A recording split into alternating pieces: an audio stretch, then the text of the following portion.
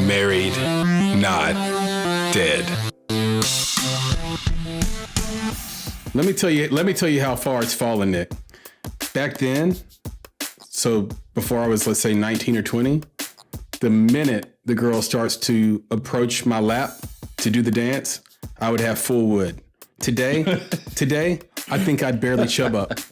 That's how far it's fallen. Like, I honestly do. I just think, like, I've had sex so much, and I've seen, like porn has probably desensitized me. That's why I hate porn, by the way. And like, I think I would be in that situation. I'd be like, dude, hurry up and finish. It's a thin line between love and hate. Yeah, it's enough already. Yeah, well, you don't violence. You don't need it. You know, that's the thing is that you don't need that avenue. You know, you're not. That's that excitement. That's what that build up beforehand. Mm-hmm. It's like, oh wow, this is about to happen. You're like, no, I'm good. Like, I don't need that. Yeah. It can happen. You know, in a number of other ways that you don't have to. You know, put the dollars out like that for. You might have to, you know, buy a certain somebody a nice dinner. Dude, Nick, I need to be romance these days. It's like it's right. True. Like, I want a little bit of intrigue, man. You got to make. I'm like Tupac when I get around. I mean, I don't mean to be sleazy, but tease me. I don't want it if it's that easy. That's where I'm at right now. That's where my dick is at right now. My dick doesn't want it if it's that easy. I don't think that's what's making that's thinking. The brain's not there. You know what I'm saying? I think it's you. You don't need that. I don't need it. I don't think you need to. Have you? It's crazy when you do that. Sounds like low T, Christopher. Yeah, man. Maybe I get that shit checked. I had a bad experience as a teenager with testosterone boosters, so it worries me to use it. And I had a homie that went bald quicker than he wanted to off that shit too. So I got to be careful. I'm sitting right here, motherfucker. Oh, is that right? So speaking of you, Jay, have you ever had a massage by a guy? Like, has a guy ever been your masseuse? Let me be real. Be real. I've only had one massage in my entire life. You got to be fucking kidding me. No. I'm sorry. I had two. I had probably. I had two. You mean professional? Professional, yeah. I had. Okay. Now answer the question. But well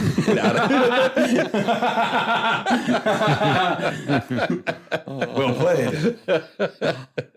Oh man, it was a 6-month stretch. I don't know what to say. He gets lonely, and he's there. There's no guard. He posted on Craigslist. Fuck. No. So no. So two massages, both female. So I don't have a lot of experience in the massage world there. So I know I can't speak to happy endings. Brian, no happy ending. Just, have you had a massage by a dude? Oh, well, you asked me about a guy. I just automatically thought you meant you were going to happy ending. I've never had a professional massage. Holy shit. Okay, Nick, bring this home. Tell me you've had a professional massage before. Oh yeah, I have, but yeah, no dudes. Okay. So I've had a lot of massages and professional, and I've had a few dudes be my masseuse before. And it's tough because you want the girl, but then the dude is standing in front of you and you feel like you're discriminating against him. So my last massage was with a dude. He's great. Like, we talk sports. He fixed my shoulder. It was crazy. Like, I had a shoulder injury. He fixed it just by stretching it out. It's like a miracle. But when he went, when I flipped over in this last massage, he kind of rubbed against my junk. And did you like it? Well, okay. So here's the deal. Like it's a real awkward situation. Like, you're getting a massage by a dude, and they have to take the blanket up, to get to your leg to massage your feet and your calves and stuff. And when they fold that blanket back, depending on where your meat is, they might rub against the meat. How you dress. Yeah. Depending on how you dress. Yeah. Right. So I usually wear the boxer brief, so the junk stays in one spot. It can't move out of the way. So, he rubbed up against it with his hand and the side of his hand, and then up to his wrist. And I just closed my eyes and pretended it didn't happen. I think we both did. I think he closed his eyes too. I don't know, like when you this is like the werewolf story all over. It's the same. Yeah, like Prince and the werewolf. Yeah. When something happens to you that you don't want to acknowledge was true, then you just close your eyes and go to another world. I just clicked my heels squirming in the purple rain. That came on today, actually. That was on TV. I watched the scene of that where he gets Apollonia to strip and purify herself in Lake. what lake is it? Lake Minnetonka? Yeah. Minnetonka.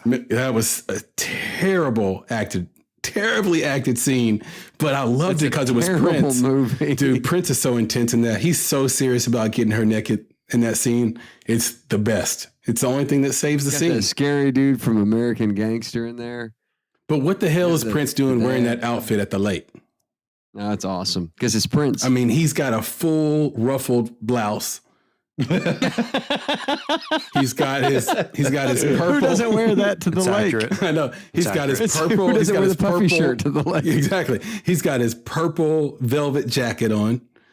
His hair is perfectly dewed up. I'm like, dude, you're at the lake, man. It's 100 degrees outside. And Apollonia is, getting undressed in front of you. You got the Prince suit on it. It's a wild movie. I recommend everybody just to go back and watch it again and just trip the fuck out. Yeah. I watched it shortly after he passed and enjoyed every minute of it, man. I love it. I know. It's crazy. I loved right? that movie when I was a kid. Yeah. Even the creepy father, huh? Dude, I watched it 9 times in the theater, Jay. What? I went to the theater. You weren't old enough. Dude, my parents loved Prince. My sister is 7 years older than me, my older sister. So she was able to go and take me too. So we went, I think we saw it 9 times.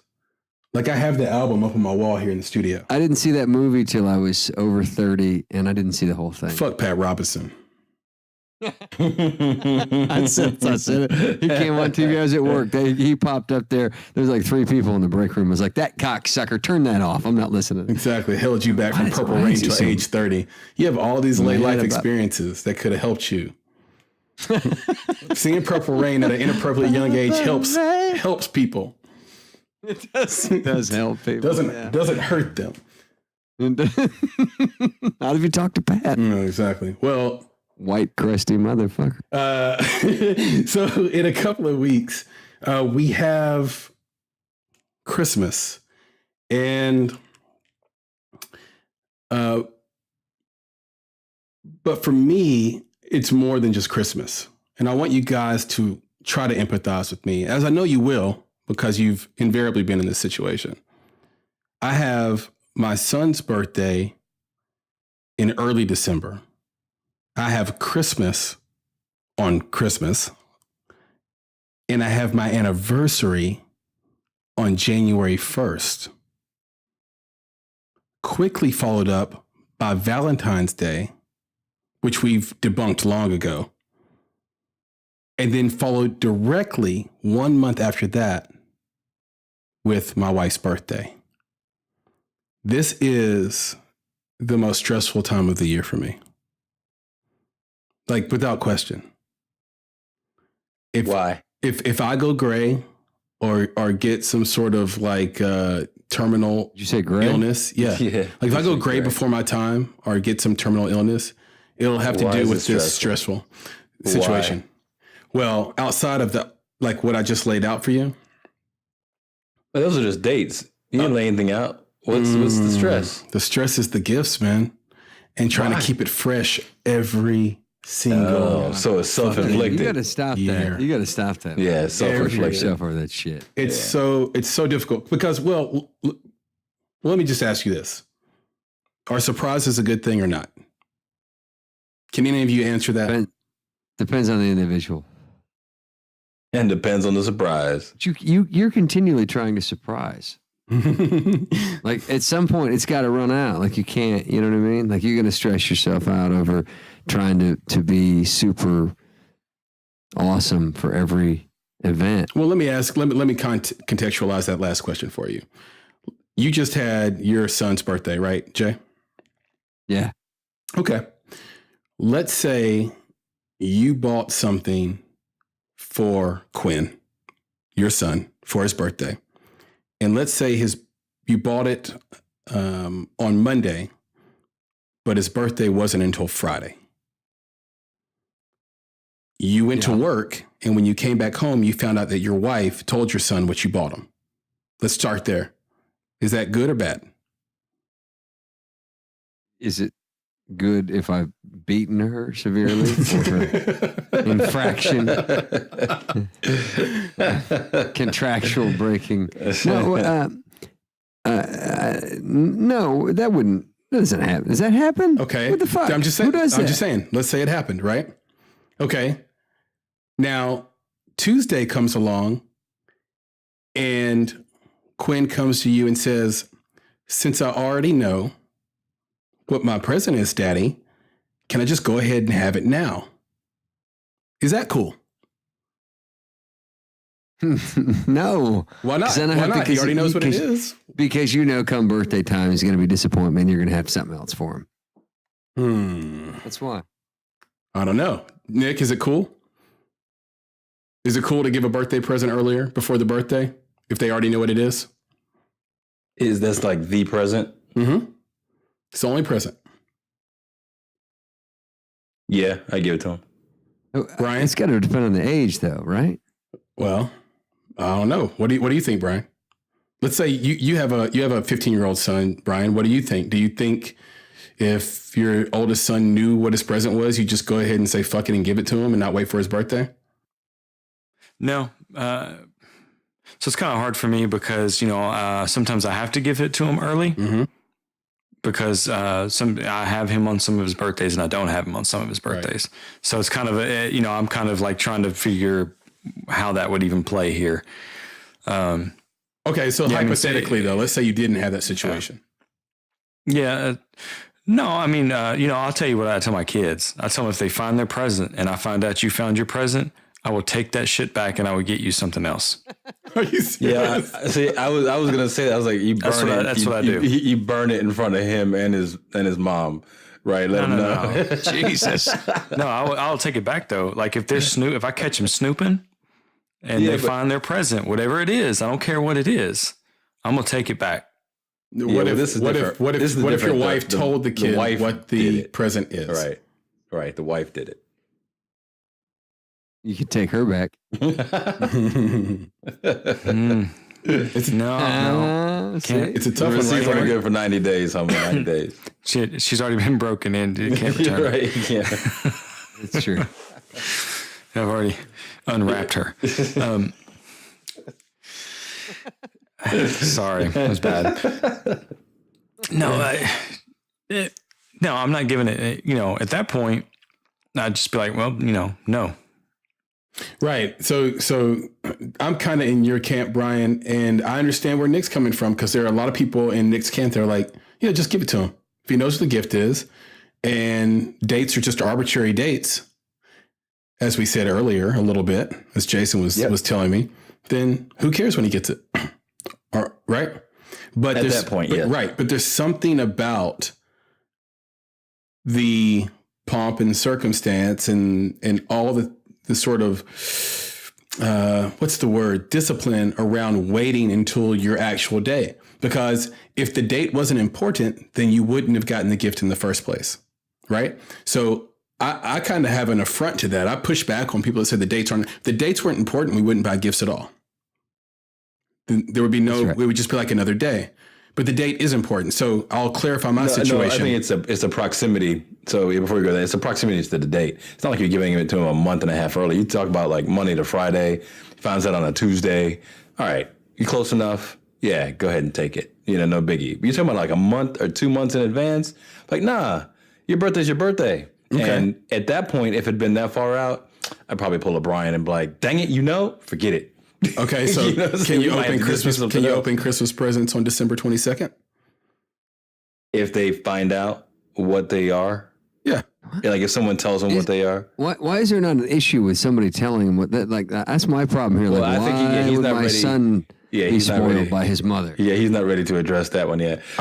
She doesn't get any presents. I'm ready. Like, here's what it is. So age, I think, does play a role, Jason. Like you said, my son's going to be turning 15 he only wanted one thing, which was a PS4 Pro, so he can play his friends online. He knew we were going to get it for him based on his report card, which was awesome. So kudos to him.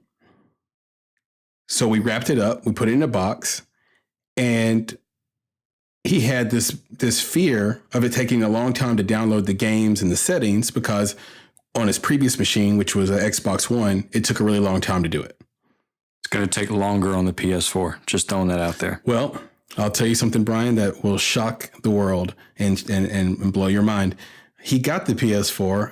I made him wait an additional day. That was my compromise. I said no to the initial request, and then I told him after his chores and homework the following day, he could go ahead and open it. He did. The download took like 2 minutes. It was surprisingly fast for 2K18. So maybe different games, different things, but 2K18 went really quickly. But the settings were kind of monkey. I'll say that. Like they made that a little bit too. Yeah. But I got around it. I figured it out. They really hide how to delete a user, and I think that should be something that's easily defined. That's all. So that's what happened. He has his birthday is actually Saturday. Today is Thursday, and he opened his present on Wednesday. So why did he know? Because he asked for the gift. And then my wife told him, I'll get you that gift if you get these grades. And if that's what you want. And that's what happened. But if that's the case, I guess for me, it's like, then why even wrap it? I guess there's a little pomp around unwrapping something, but it just feels icky. It feels icky. Yeah, well, he expected it. Exactly. So our surprise is important, because I think they are. And I know that you guys were pushing back on me saying you got to stop trying to surprise people, but surprises mean something. Surprises have a lot of meaning behind them. They represent shit. Yeah, in that essence, that they do very much. Yeah, and so, yeah, she had said, "This is what you're going to get." So he set an expectation: if I do this, I'm going to get this, and he got it. Right? Why not just get it the same day? Right. Exactly. Why go through this whole process of wrapping it, saying, "Okay, you can open it on your birthday"? And I get the logic of his request, but I think at the end of the day, he just didn't want to wait to play. Well, yeah, I think he just wanted to start playing right now. Yeah, that's true. Yeah, exactly. I mean, how long did he think it was going to take? If it did take as long as the last thing, it wasn't going to take days. He thought it was going to take days. I was like, it's not going to take days. You just want to play. It wasn't really a surprise anyway, though. That. That wasn't about a surprise. There was what you're talking about is the literally the pomp and circumstance of, unwrapping it on the day and receiving it on that day, because it wasn't a surprise. He knew what he was going to get anyway. It was a deal, right? So yeah, I think you just wanted that, the normal, the tradition of it, and missing out on that. Maybe you're just feeling like you lost out, right? And especially like when you mentioned, the age thing, right? It definitely matters. It's different based on their age. Like a certain age, they're just kind of expecting certain things, and all that stuff doesn't really matter to them, unless it's a huge surprise outside of the expectation, like something they totally didn't expect to get and they get it on that day. And maybe that's what they feel like every year. Like if you set that up, for them every year, that's the routine. Mm-hmm. Like you don't get to tell me what you want. That's not what this is about. This is about super surprise every birthday. Yeah. Like if that was what the setup was, and then it turned out someone just told them and killed the whole tradition of it for you, I get that. Like I totally get that, and why that would carry meaning. And I think that's the difference. So like we might say, yeah, Chris, you need to stop that crap. But it has become your tradition. That is your thing. Like it means something to you, and for it to be taken away, yeah, the kid's happy, but you lost that. As they get older, yeah. Do you make lists, Nick, with your wife, like for Christmas? Do you guys like sit on the table and like exchange a list? I'm just curious. Well, kind of. So I'm more like, so from the surprise side, and it probably might just be because I'm a secretive dude, but like I'll just buy stuff. Like, so let's say it's Noah's birthday, right? I know what he wants already. I spent enough time with that boy. Like, I know it. So I just buy it. I even tell my wife, she'll be like, oh, we need to get this stuff. I'm like, I got it. It's covered. We're good. Oh, what did you get? Because I want to, and then we have a discussion about it. My wife is on that tip. Well, she'll list everything out and say, all right, here's the things we're going to get. This is this, and literally go down the line. But for me, I'm just like, I got, like, even for Christmas, same thing. It's like, I know what he wants. My list is already ready. I've had it ready for like 6 months, like, here it is. Now it's just like push the button. Because the thing is, like, for Christmas specifically, right? One of the things that my wife and I talked about was not waiting until December 23rd or December 20th to get this stuff. Like, and not even waiting till the month of December. Right. But like doing this stuff throughout the year. So when he asks for stuff, I'm making notes of that stuff. So I'm buying stuff potentially throughout the year. I've got stuff stored up in the house. So when it comes time, I'm just, putting it all together so my wife can wrap it. So I'm already covered. I got it. And then, but she'll be the one towards the day to be like, okay, we need to get the list together. We need to know exactly what we have. We need to know what might be missing. We need to think about what other people might be getting them so that we don't get that. And we need to coordinate with other people. So we need to blah, blah, blah, blah. And I'm like, yeah, I'm just kind of like, just let it happen. But anyway. What do you do? I mean, Jay, is that a good thing to do for Christmas? Like to be so regimented? I can't do it. I wouldn't be able to do that in this house. My kids are too flaky, I guess. I don't know. Like, it's always something. Like, even now, we haven't purchased the gifts. We have a couple of gifts that we wanted to get them, but like the individual stuff that they wanted, it changes. That's been changing. I don't know, 5 times in the last 5 months. It's something new. Even with your wife, like the stuff she says she wants from you. Or does she say? No, you know what? She doesn't really. We don't make a big thing of that. We do. She'll mention a couple of things that I could use this, but I try not to do it because I hate to do that thing where we just swap out presents. You know what I mean? Like, here's a list of stuff that I was going to buy for me. Why don't you buy it, and we'll call it heartfelt, and then, you know what I mean? Is that fake? Because like my wife did that. She found a bag she really wanted, and she said, "I'm going to get this, but it's from you." And I'm like, "That's not really. I think it's okay. It's not from me." No, but I think it's okay every once in a while. Like my wife has done that, like mainly for a birthday. Like, hey, do you think for my birthday I could? Like, she did it with a purse. She's like, "I really want this purse." Same. Yeah. And I was like, yeah. I was like, it really is fine because I didn't know what to get you, and I don't give a shit. That's fine.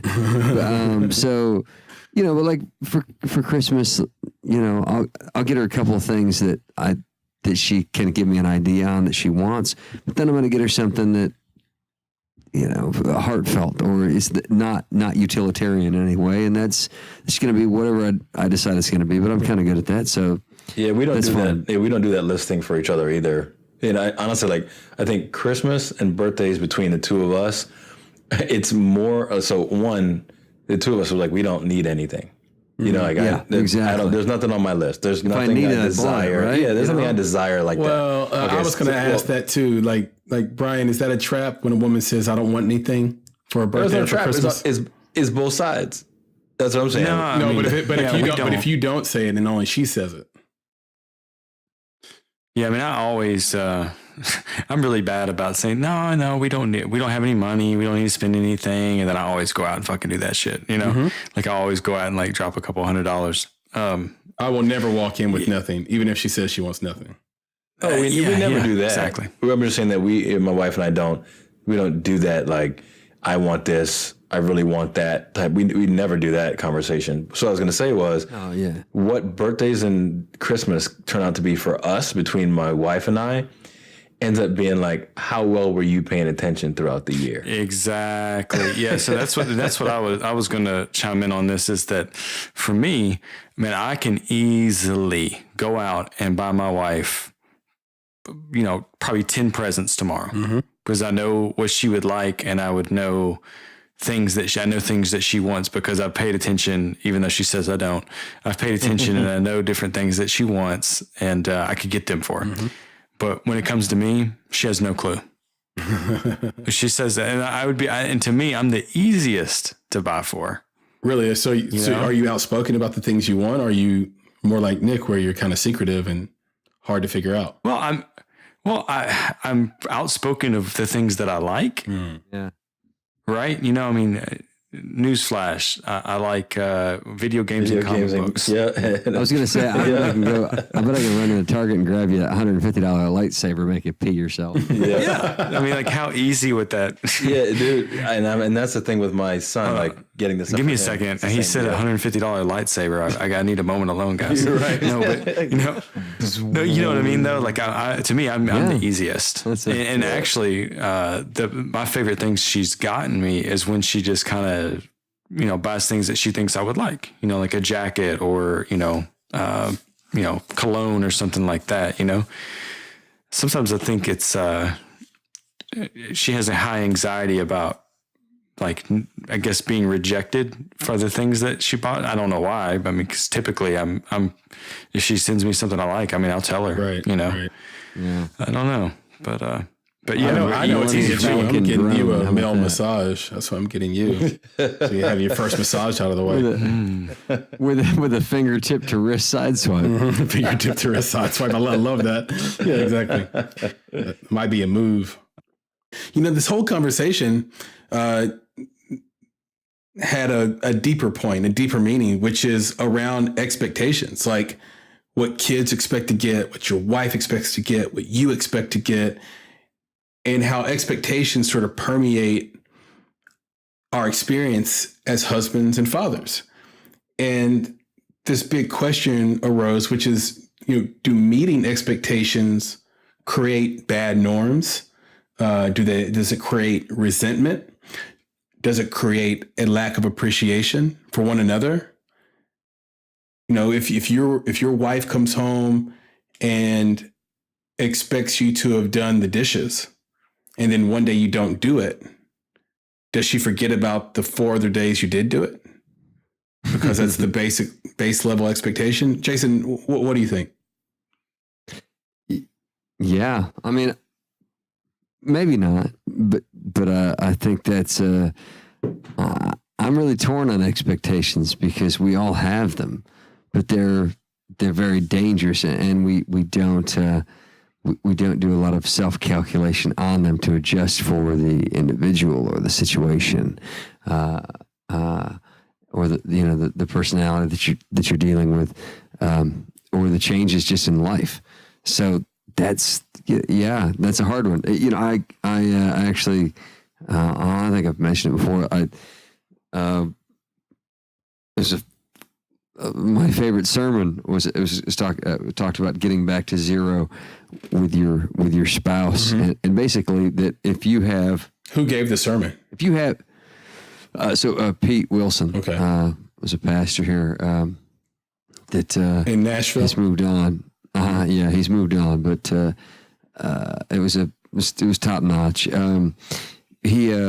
But it was basically that if you set in your brain an expectation of something for your spouse or your mate, that if you truly classify that as your brain in your brain as what you expect to be done, then that expectation can be set when they meet that goal can be set at zero. That if they do this, even if it's substantial, and even if it's of real, it took some real quality. If you've expected it, it doesn't give them. It doesn't take it into the positive. It just takes it from the negative of I'm waiting for you to do this until it hits zero. Maybe at first it's a little more positive because, oh wow, nobody's ever done that before. But eventually it gets back to where the needle is just dead center. Mm-hmm. It's not going up. It's not notable, and that's really dangerous. So you can take it from several different angles. If for a guy, for just a generic example, can think of, I need to have sex with my wife 3 times a week.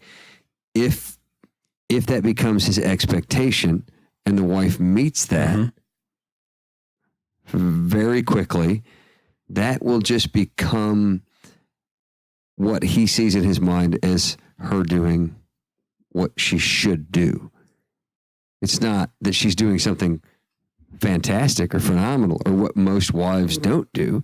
It's just simply what he'll see is, well, yeah, of course, that's what she should do. So, at what point does she have to go above and beyond that? Or, it can work. There's so many variations. I was talking to a friend of mine who is a really, really busy guy. It's a high demand job, and it took him out of the home late nights, many nights a week. And male masseuse. Uh-huh. You nailed it.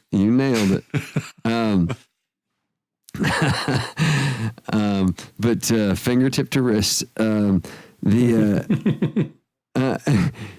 Because he was gone so much, it took a toll on his wife and his children. So, there was a lot of complaints and about not being at home. So he started, going home. Earlier, he made a note of so instead of 6 days a week being at the office late, he only stayed 3 days a week. So, 4 days a week he was home at a normal time.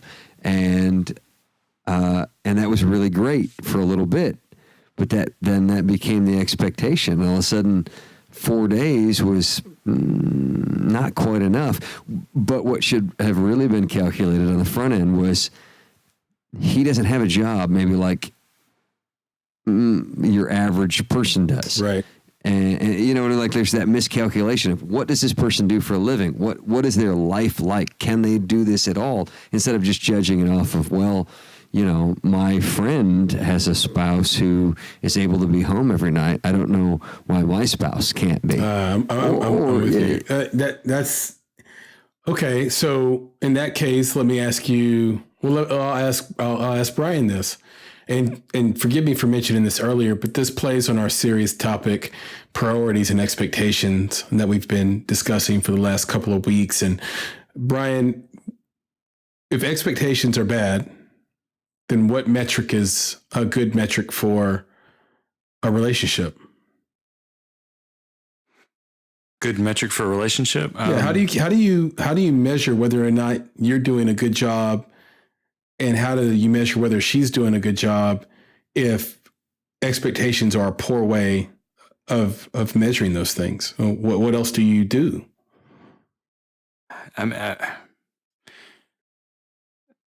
It's more of a feeling, it's not like there's not a quantitative, there's not a metric, this isn't dashboardable is what we would say, in IT is like, you can't put this, you can't make a pie chart out of this, That's right. if you're in love, you know what I mean? Like it's, what I'll say? I'll say, are you communicating clearly? Are you communicating effectively? Can you communicate your love effectively? Does that make sense? So to me, if you're able to do those things, then I think that you have a successful relationship. And, to me, I don't really, I don't really believe in kind of expectations. And, to me, the expectation is, pretty shallow. It's like, I expect you to love me. I expect you to stand by me. I expect you to be faithful. Past that, you don't have any sex expectations? Just being straight up. A lot of guys would say, Nick, what about you? Do you have sex expectations? Like, do you have, I know it sounds crude, but as a man and you're in a marriage, do you just say, okay, we don't need to have sex? I don't think it's that extreme, right? I think I don't have the expectation like X numbers of times during the week or specific days. I expect to have sex for sure. But, okay, so I'm saying some different things there. Yeah, but I'm not putting a number on it. I'm not. I guess here's to me the around expectations and if they or how they can be bad. The expectations can be bad, in my opinion, if they're only around the routine of things. So like what Jay was saying about, well, I expect to have sex 3 times a week and on Monday, Wednesday, and Friday. Well, that becomes routine. It's not exciting. So like Jay was saying, it's like, well, what else? What next? But you can have expectations that are beyond the routine, like the expectation that we spend quality time together. The expectation that we have a show together that we watch and we're going to watch it every Tuesday night.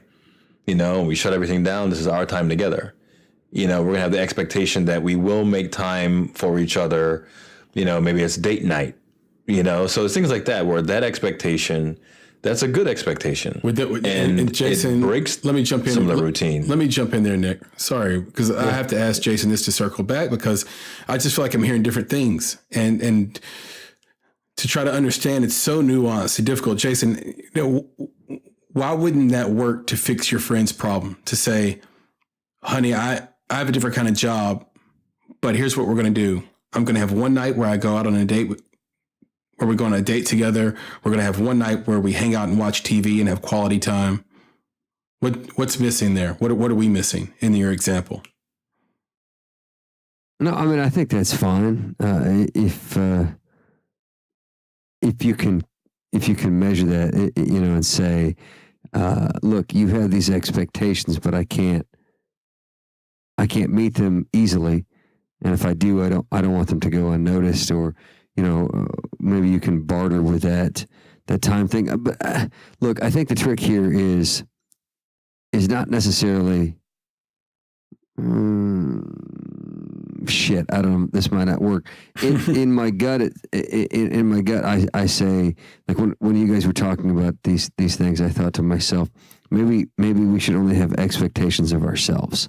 Okay. And if our spouse has that, maybe, and we can try to establish that as a ground rule just for existence, that we have to have these expectations. But like I have expectations for myself, like a little bit like you do in many ways with birthdays and things like I expect to hit certain levels of pleasing these other people. Mm-hmm. Now they don't always have that for you, and that's where it can get messy. So maybe that's the conversation that needs to be had, because I can't stop myself from wanting to do these things for my wife, or like you want to surprise or come up with something incredibly romantic. They can develop that you doing that. They can even say that's an expectation, but it's probably all right if they're focused on their own expectations of how to make you happy. Maybe that's the catch. Yeah. And most of us aren't. Yeah. We have when we say I have an expectation, it's I have an expectation of what I want, what makes me feel good, and how everybody else can please me. See, for me, the expectation is reciprocation and understanding. And Nick, I want to circle back to you because you were saying something, but also touch on some of those more nuanced expectations, like rather than saying sex 3 times a week on Monday, Wednesday, Friday, which I agree with you is lame. How about my expectation is reciprocation? So if I'm being passionate towards you, I'd like to receive it back, which might turn into sex, right? Or if I make a mistake, I'd like for you to understand why I made the mistake. Or, it's along these lines of, it's almost the flip of what Jason was saying. It's not necessarily that I have expectation of you and I made you feel good, but you don't care about me feeling good. It's kind of like, I would just say, I would want the expectation. I would say the problem with expectations is that sometimes you're making someone feel good by meeting expectations and they don't recognize it. So they're not reciprocating or understanding. Yeah. And I think, again, it's, if you kind of think about all the ways that expectations can be bad, I think we talked about that one, which is the routine. Like, if all of your expectations are based around the routine, then it basically sucks the life out of the relationship, mm-hmm. right? Because now you're just doing. If you have expectations for someone and they don't agree, right, or the other way around, then it could be an unfair expectation. It could be an expectation that's never met. And if an expectation is never met, how can it continue to be an expectation?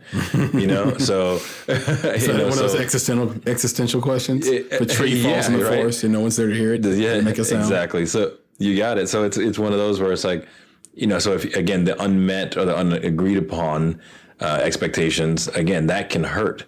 But the lighter side of things is, like you're mentioning, is that I have an expectation that the way that we communicate with each other is always positive. Like we're moving towards something positive. We can debate, we can maybe even argue, but we know that at the end of the day, it's all going to work itself out. We can have expectation that when we go to bed, we're not going to go to bed angry. Have an expectation that, when we are in the bed together and things are getting intimate, that we're leaving everything else outside.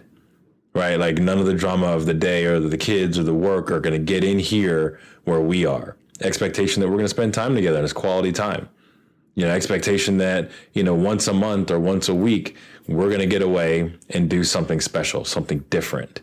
So I think that it can basically work both sides depending on how you create those expectations, how you discuss those expectations, how you meet or don't meet those expectations, and what they're around.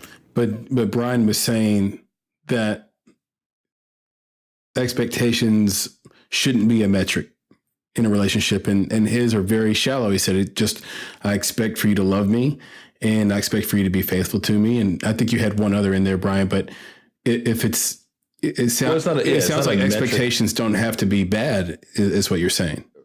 Right. And I don't think it's he's right. He's absolutely right. It's not a metric, but sometimes it can be a metronome, because it's just some of those routine things. Like if all that normal stuff is, even if you like the shallow part of it, you say like, we're going to be together. Okay. That sounds like it's weak and empty, but it's legit. Like we're going to be together. We're not, and we're going to be faithful to each other.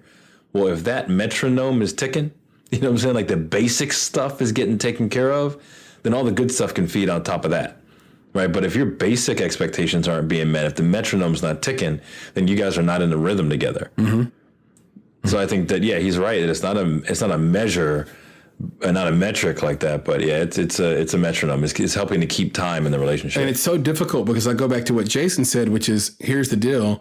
You can have the expectation that you love me, but in his example, the wife in that situation isn't able to love the way he needed to be loved because she's not understanding the plight of his and the rock and the hard places in between family life and work. So he might have that expectation, but she doesn't know how to give it back to him the way that makes him feel good. Is that fair to say, Jason? Yeah. I guess I hadn't kind of taken it from that view because it was actually her expectation that got in the way. Well, that's what I mean. But that's the crazy thing that I was talking about reciprocation, and what Nick is talking about too with this metronome where it goes back and forth is because for every expectation that one person has, it's mirrored by the other person's response or expectation as well, right? That's correct. Yeah, that's absolutely correct. But it combines in that with and that was the reminder for me with that scenario is it's also what one person might have judged as an expectation based on other people's lives and not their own. Yeah, sort of the sin of comparing in comparison. Yeah. But this works in the other way too. So it works in the positive for the negative. So if you're a person who does things for your spouse, who's very conscious of doing sweet and kind and surprising things, romantic things, whatever they are, if you do them with enough regularity, this is where it gets tricky. And I don't even like to say anything because it sounds like I'm maybe recommending not doing this. And I don't know myself if I am, but if you do those things on a regular basis, the other person naturally builds an expectation that you're going to do it again. Mm-hmm. And that can be very difficult. I've had a discussion with my wife many times about, one of my flaws being kind of a dominant thing that is negative in a relationship. And I think it's duly noted, but at the same time, I'm like, what I don't think is, I think about personally, I thought to myself, but what about all these things that I do that are so positive? What about there's many, many things that I do. And then I went, oh, wait, but these many, many things that I've done them for years. So they just seem like what I should do. They're not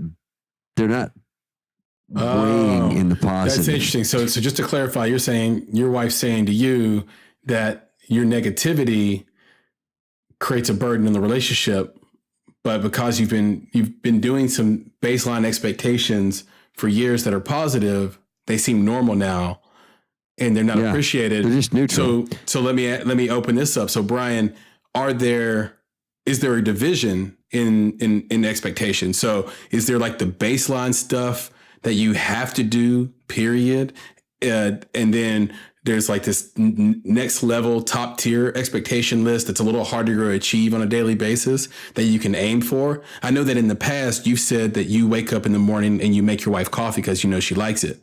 Is that just something like, if you stop doing that, would she actually complain? No, and I don't do it every morning. Like I don't think I've done it for the past couple of weeks. Shame on you. Yeah, shame on me. Shame. Let me flip this. Let me ask you guys a question. Chris, do you feel like marriage has lived up to your expectations of what you thought marriage was when you got into it? I think it has, actually. I married a little bit later, almost 30 years old, and I'd only been around married people. So I didn't have any delusions about how it was going to be. And so I was lucky and unlucky at the same time in that regard. And that's not to say that it's, does that sound like I'm bitching, Brian? Because that wasn't the intent. I'm just saying it's not fairy tales and it's not sex. It's not a sex romp. I know a lot of guys that go into their marriages thinking that they have in-house pussy, and that's just not what it is. Right. Jay, what about you? No, I don't think so. I don't think it was what I thought it was going to be. That's not to say that it's bad. Have you had to reset your expectations? Like, did you have expectations coming in and then you had to basically reset them? Like, okay, I had the wrong, we said metrics, but I had the wrong goals, I had the wrong metrics for this.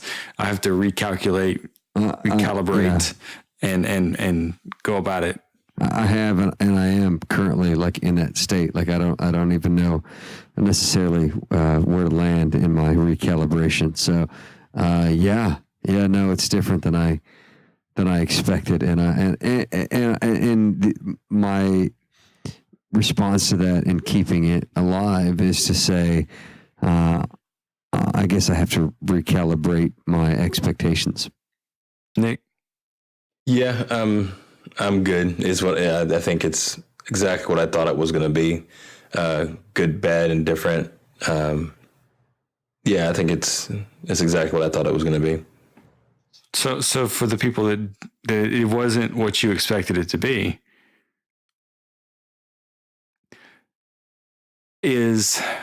are we compromising? Like, you know what I mean? Like, if you're saying that our expectations were here coming into it, at some point we're like, oh, well, maybe this is the life that I wanted to live. Just throwing this out there. This is the type of relationship I wanted to have.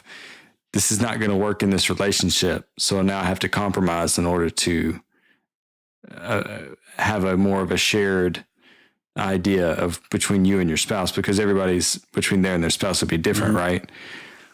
I got on that. So the question is, and this is what I would ask is it necessary for you to recalibrate your expectations based on the person that you chose, or do you now need to recalibrate your choice of person in order to get to the relationship that you desire. So, yeah, I mean, I had to do that. Right. And that's kind of what I've been sitting there thinking about. I was like, yeah, first one wasn't working. So, and I tried to compromise and, it wasn't going to work. So I had to eventually, bail. Mm-hmm. So I would say, I guess, from my perspective on that and the lesson that I learned was, if you feel like you have to compromise too far and it almost pushes you out of who you want to be and who you are, that maybe it's time to just cut bait. Or at the very least begin some reflection, some serious reflection on why that is and who you want to be. Yeah, it's a good question to ask. And, I'll say this to amend to my answer so it's not so basic. While I understood what marriage was, I didn't understand or I miscalculated how the day-to-day pressure of it feels. Right. So I knew, for example, that I would go out and have a family and support my wife and my family or help do those things. What I didn't know is that there would be daily challenges and catch-22s that you have to navigate expertly to succeed in the relationship and in life. On one hand, you need to support the family, which means you might need to be on this call that's at 7:30 at night. But on the other hand, you only have 2 hours with your kids and your kids begging you to look at something they just built or some art they made. And you have to decide, am I going to do both, one or the other? And there's these sort of micro decisions and decision fatigue that you get into through all these daily choices that you have to make. Today was one of them. I had a promise that I'd made to an entire building, 600 people. I made a promise that I would be in a spot by 3:30. But at 3:18 or 19 or something around that time, my wife called and needed me to pick up our youngest daughter, which she normally does. What do? Do I keep my promise to be at a spot and be available for a bunch of people that I work with? Or do I go pick up my daughter and help my wife out? Yeah, difficult sitch, right? I mean, it's one of those, I guess it depends on how dire the situation is on either end, right? It's like, what was the expectation and how deep was it with the 600 people? And again, is your daughter stranded, nowhere to go by herself, unfamiliar place? It's kind of like you got to weigh those things. But yeah, I would agree with that to say that this is what marriage is, and this is what I expected it to be. But there is that part of not just marriage, right? Because that's the other context that we have is being fathers as well. Because when you add that, it's a whole nother dynamic onto your marriage. But it's that whole dividing your time amongst all of those who have expectations of you, and you wonder at the end of the day, is there enough time to meet the expectations of your spouse when you have to meet the expectations of work, you have to meet the expectations of your children, and to some degree, you'd have to meet your expectations of, like you mentioned earlier, or someone mentioned earlier, who you want to be in the world. Mm-hmm. So Brian all of those things. Yeah, Brian mentioned. So all of those things combined change the dynamic of the marriage. Mm-hmm. So it's like, so maybe the question isn't even like, when you got married, was it what you expected? Maybe the real question is, once you had kids, it was after that. Yeah, was marriage? Yeah, was marriage still what you thought it was going to be? Right. And I'd say, it's. I guess I never even thought about it. You see, I already had kids going into my marriage, and so did my wife. So I never had that experience. I'm kind of envious of you guys who went into your marriages, childless. Outside of Brian, Don't be, because I never had that time. I felt the same way about college. When I went to college, I was commuting. I didn't get that whole freshman year experience, sophomore year on campus where you're going to parties and you're hanging out. I didn't get that experience, and it's like, that would have been cool, or maybe not. I don't know. But you look at it and you're like, oh shit, that could have been cool. But I'll tell you, in true libertarian fashion, I chose both. I went into the office. I went super fast with what I had to do. I got in my car. I made a phone call to the school. I told them I would be late and told them how late I would be. And then I picked her up and everything was fine. So these are like the dad things you have to do. You have to have your resources ready, and all was well. My kid got picked up. The people in the office were taken care of, and my wife got to do what she needed to do. And that's being a husband. That's husbandry 101. I'll close. You know what I thought you were going to say real quick? Yeah, though? I thought you were going to say that you jumped out of your car, you ran to the office, and you sent the Tesla to pick up your daughter. And then oh man, in a future world, my friend, in a future world, that's a real possibility. But I was going to say you took door number 3 and just went to the bar. Right.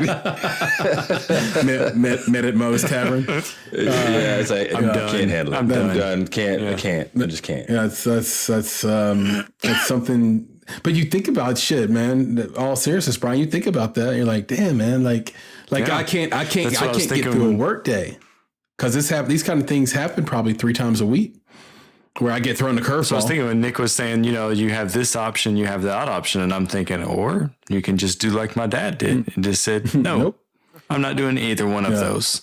I'm going to do something completely Fuck different. you, I'm going home. Right. Right. Yeah. So I'll close this off with this question for you, Jason, which is, you brought up something interesting in the last piece there, in your last comments, which was this idea about being negative versus positive, and does it and this kind of touches on what Brian said, does it make you happy to get on your soapbox? You've mentioned that before, like you like to get on your soapbox, but my honest question to you is, do you actually like it, or does it stress you out to get on the soapbox?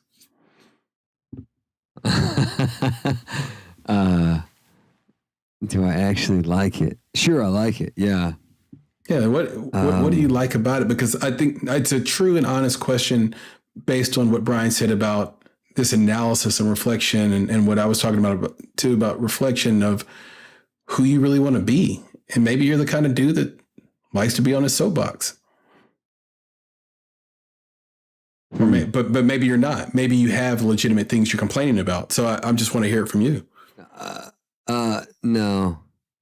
So I like being on the soapbox because it feels like it's productive.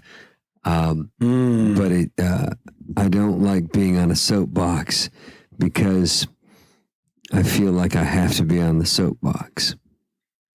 That's actually very depressing. Mm-hmm. It's kind of a catch-22.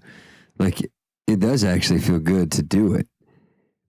But when you think of the reasons and what it means to your life and your relationships that you find yourself having to be there, like needing to be there, that's when it gets hard. Because then you think, I hope this helps other people, but it's not going to fucking help me.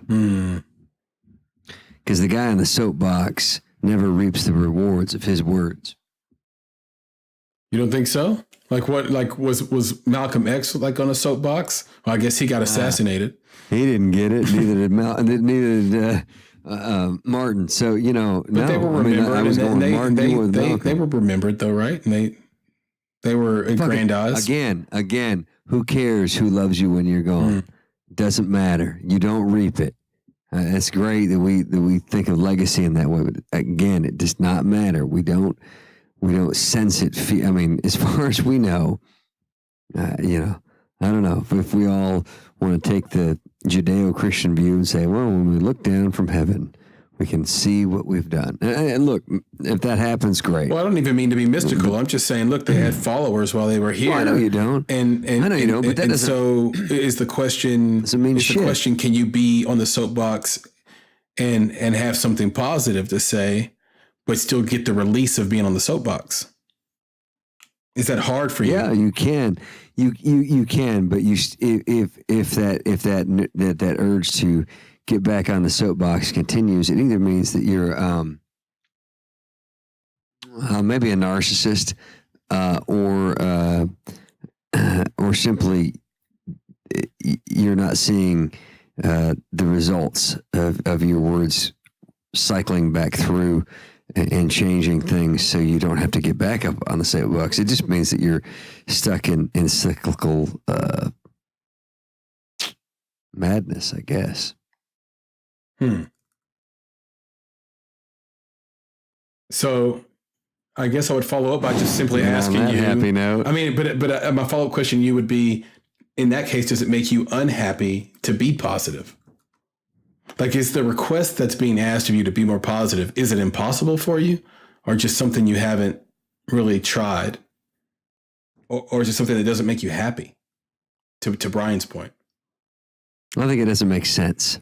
I think I am happy. Okay. I think the comment itself is to say, can you shut down your brain and stop caring? Uh-huh. And I can't. So because I'm on a soapbox doesn't mean necessarily that I am unhappy as a person with my life. Mm-hmm. It means I'm trying to make things better. Maybe that's the difference. So that's it. My negativity is channeled through trying to make things better. And sometimes it's not taken that way. So literally you're saying that the difference between a happy life and one that's not as happy is just the messaging, crafting the message better, where someone can recognize and say, right, oh, he's trying to help the world. Or the difference between, or help himself or help our family, whatever that is. But it's everything's in how you stand and view it. So, it's, my take on the world or my spouse's take on me is really where you want to put yourself in juxtaposition to the other person or other entity and judge from. Mm. Or just trust that this is the person that I love and I know that they're headed in a positive direction, even though it seems shrouded in clouds and rain. The toughest thing to do is to be known for something, which is a type of expectation in itself. And I know for sure I've lived a life where I've walked into a room on time and I've had people say, oh, Chris is here on time. Crazy. And it's like, shut the fuck up. You make it seem like I'm late every time, but I was late enough where that became a brand expectation. And, if you're on your soapbox, right, and it's negative and you say something really uplifting, people will be like, damn, Jason, that was... And then you're kind of like, ugh, that's how I feel all the time inside. But I just don't say it right all the time. Right. So I'm totally with you. I can't wait to expound upon this conversation around expectations and also priorities and priority creation in next week's conversation. Another good talk, gents. It was great. For everyone out there, you have been listening to the Married Not Dead podcast. To find show notes, read excellent blog posts, and find links to all of the products or services suggested during the show, please visit our blog at mndpodcast.com. If you haven't already, you can join our podcast community on the Apple Podcast app, Stitcher, SoundCloud, or the podcast app of your choice. After you subscribe, please don't forget to rate and review. Please give us 5 stars. And if you don't think we deserve 5 stars, then please find us on social media and leave us a comment and tell us why. We want to improve. We want to make this something that you guys are enjoying. You can do that by going on Twitter or Instagram and finding us at _marriednotdead. For now, we may change that coming up soon to MND Podcast. But for the meantime, it is _@married.dead on Twitter and Instagram. And on Facebook, you can find us by searching for the Married Not Dead podcast page. And same thing there as we shift over to our new blog site at mndpodcast.com. It's a much better experience, and we can't wait to hear your feedback on that. So until next time, on behalf of Nicholas Buggs, Brian Comer, and Jason McConnell, I'm Chris Barkley. See you next week. All right, fellas. Good night, boys. Good one, gents. Go Preds.